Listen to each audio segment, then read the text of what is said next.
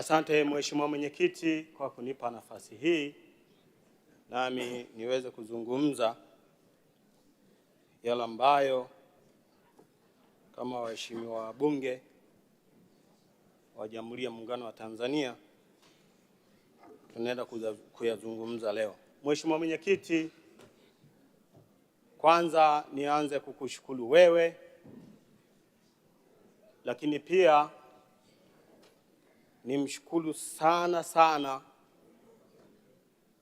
Mheshimiwa Daktari Samia Suluhu Hassan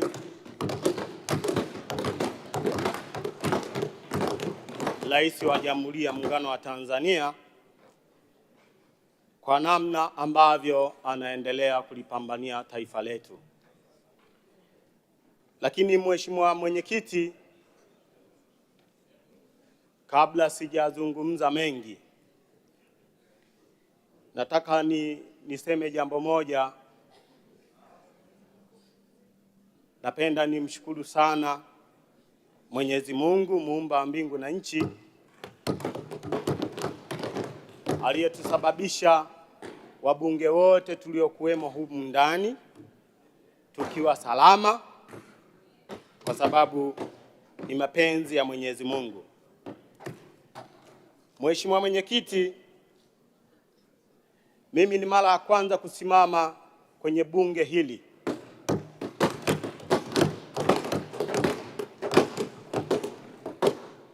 Lakini nimesimama kwenye bunge hili kwa sababu ya wananchi wangu wa jimbo la Mbogwe. Jimbo langu la Mbogwe linao wananchi takriban 362,825. Walipo wananisikia, wananiona, lakini Mwenyezi Mungu ananiona zaidi. Mheshimiwa Mwenyekiti, naomba kwanza niunge hoja mkono kabla sijasahau. Lakini Mheshimiwa Mwenyekiti, Rais huyu wa Jamhuri ya Muungano wa Tanzania Daktari Samia Suluhu Hassan, naomba nizungumze yale ambayo ameyafanya kwenye jimbo la Mbogwe. Jimbo la Mbogwe kama nilivyozungumza mapema linao wananchi 362,825. Lakini yapo maendeleo makubwa aliyoyafanya kwenye jimbo la Mbogwe, ikiwemo ahadi yake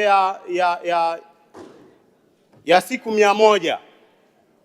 Ameweza kutupa watumishi zaidi ya 156.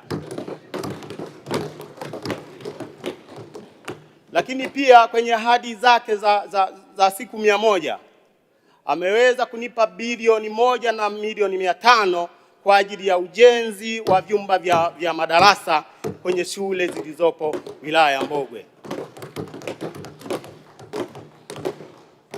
Lakini mama huyu Daktari Samia Suluhu Hassan kwenye jimbo langu la Mbogwe ameweza kujenga shule ya amali yenye zaidi ya bilioni 1 na milioni 600 ambayo iliyoko kwenye jimbo langu la Mbogwe.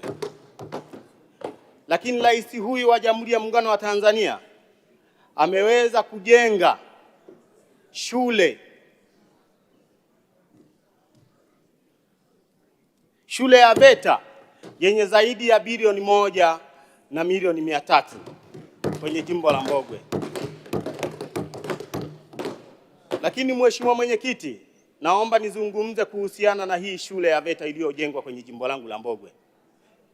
Tunafahamu na tunatambua kwamba Mheshimiwa Rais wa Jamhuri ya Muungano wa Tanzania Daktari Samia Suluhu Hassan ametoa mkopo zaidi ya bilioni 200 kwa ajili ya kuhakikisha tunawasaidia vijana na akina mama na watu wenye ulemavu.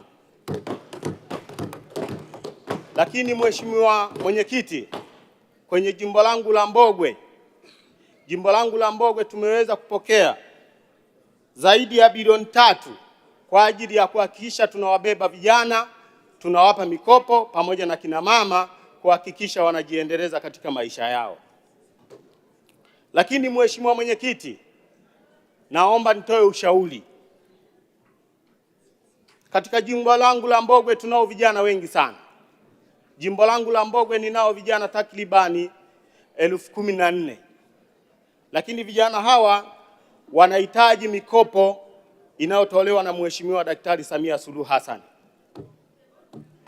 Mheshimiwa Daktari Samia Suluhu Hassan ameleta mikopo hii, lakini niombe sana kama serikali, kwa sababu tunazo shule ambazo zina mafunzo ya hawa vijana, hususani kwamba tumeletewa pikipiki nyingi ambazo zinakuja kwa vijana. Mimi Mheshimiwa Mwenyekiti, juzi nimepokea pikipiki zaidi ya 51 kwa ajili ya vijana.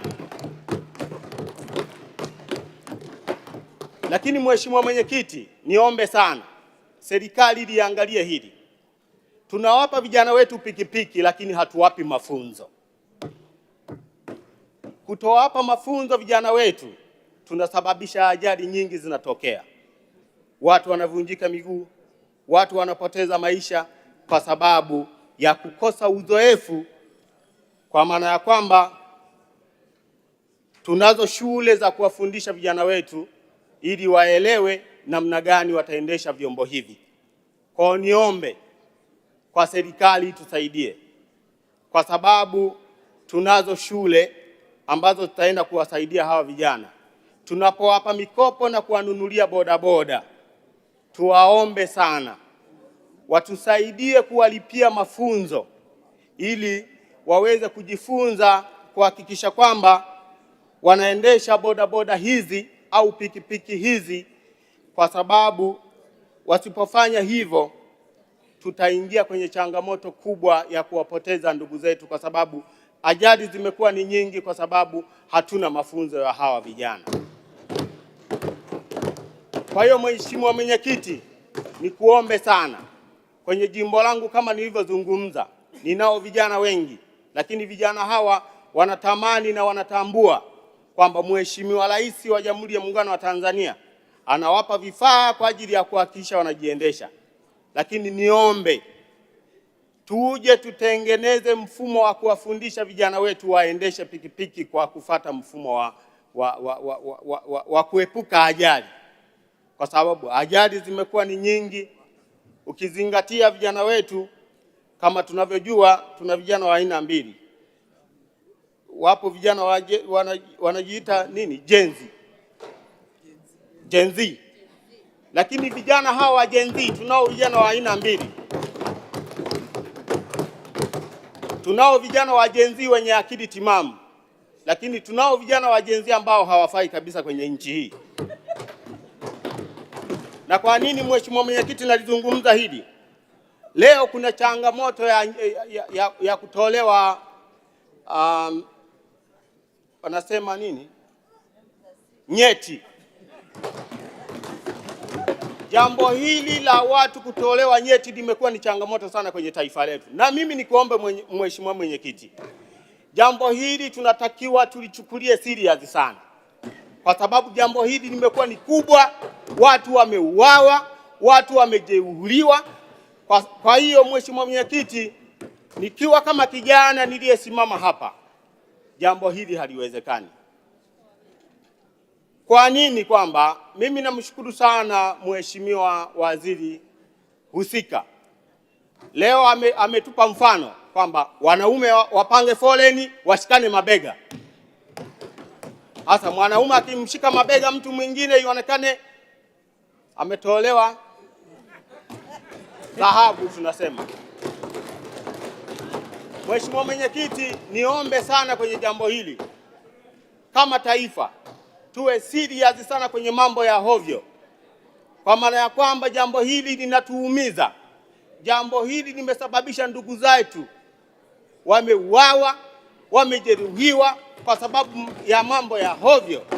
Mheshimiwa, muda wako umeisha. Asante Mwenyekiti, naomba unipe dakika moja. Nataka nilizungumzie hili jambo la nyeti.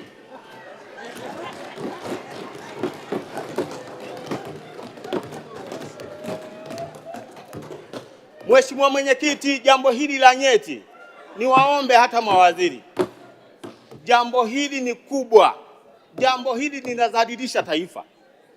Leo tunakaa kujadili. Mheshimiwa, muda wako umeisha. Asante Mwenyekiti.